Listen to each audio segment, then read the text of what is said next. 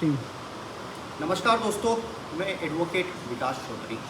क्या आज हम वो दिन देख रहे हैं जब लोकतंत्र की सबसे मजबूत नींव यानी कि चुनाव आयोग आज सत्ता के सामने झुक चुका है?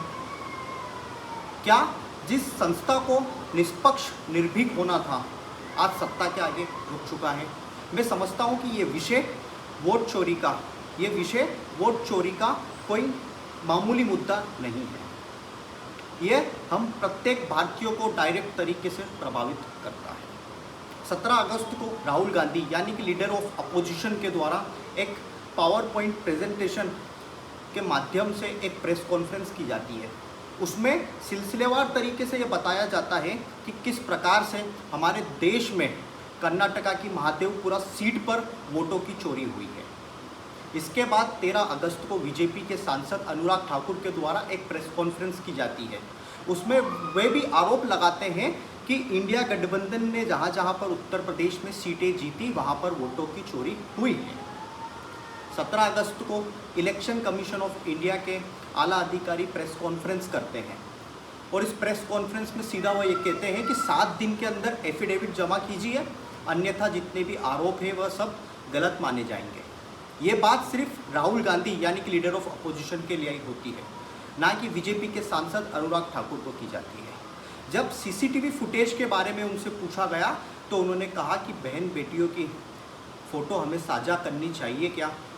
पहली बात तो ये, सीसीटीवी फुटेज किसी के बेडरूम का नहीं मांग रहे थे, सीसीटीवी फुटेज पोलिंग बूथ का मांग रहे थे।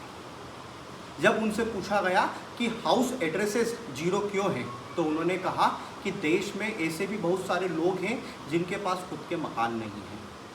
जब उनसे पूछा गया कि वोटर आईडी का जो एड्रेस है, जो वोटर आईडी में एड्रेस है, वह इतने सारे लोगों का 400 500 लोगों का एक ही हाउस पर रजिस्टर्ड क्यों है, तो उनके पास कोई जवाब नहीं था। इसके बाद जब एसआईआर कंप्लीट हुई बिहार में, जो draft roll election commission of India के द्वारा डाला गया उनकी वेबसाइट पर एसआईआर होने के बाद, उसमें यह पता चला कि 2,92,000 लोग क्योंकि जो एड्रेस है, जो हाउस नंबर है, वो अभी भी जीरो है एसआईआर होने के बाद भी। मैं समझता हूँ कि चुनाव आयोग को निष्पक्ष होना चाहिए। जनता की कीमत तभी तक है जब तक जनता के पास उसके वोट का अधिकार है। चुनाव आयोग को स्वतंत्र होना चाहिए। चुनाव आयोग को स्वतंत्र इसलिए ही गठित किया गया था ताकि वह जनता का विश्वास जीत सके। अंत में सिर्फ इतना ही कहना चाहूँगा कि लोकतंत्र की सबसे मजबूत नींव जागरूक जनता भी है। अगर आज हम सवाल नहीं पूछेंगे तो कहीं ना कहीं ये साजिश बड़े पैमाने पर होगी। आज बिहार में हो रही है, आने वाले समय में मध्य प्रदेश में होगी और फिर पूरे देश में होगी।